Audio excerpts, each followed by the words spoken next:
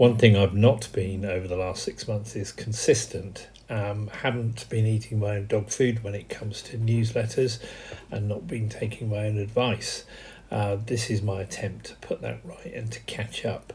Have to say that my firepower has been directed more towards my personal bonding with connections, prospects, and clients. And since the last newsletter, way back in, was it really January, I've been to more face to face meetings than ever before. And that's been a conscious decision to do that. So, how have I arranged these? Well, simply by spending more times in the DM, sending more cards in the post, and actually starting more telephone calls. I've a strong network, but my best content still fails to get the results I want, just by writing posts and just by commenting, and that for me is the reality. And I'm a business, so I need customers, repeat customers, and a good prospecting system.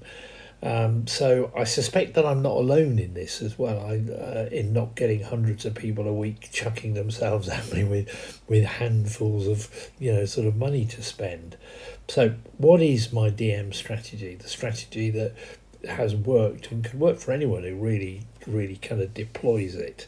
Well, for me, DMs mean decision marketing. I want prospects. I want the people who are listening to my DMs or reading my DMs to make a decision to use my services.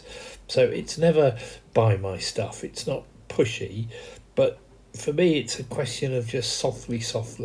So I do this with my 60-second seminars. And I've revamped my SSI, which is a social solving indicator, and that's really been quite useful because it delivers something that the person on the other end can actually use.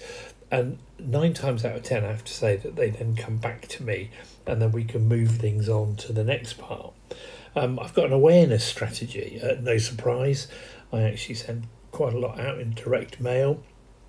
The cards I've had recently printed, along with the jigsaw pieces, have all prized open really solid, stubborn doors this year.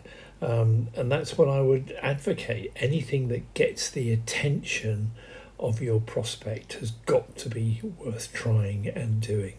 Because once you've had that initial breakthrough conversation, then you can start talking about what problem you can solve for them, or if indeed what service you can help them that actually then helps them solve a problem for somebody. Anyway, hopefully there'll be another invoice newsletter soon. I've revamped the name to get away from the possibility that the LinkedIn police get hold of me, so I've changed the logo and everything else, but still calling it Invoice.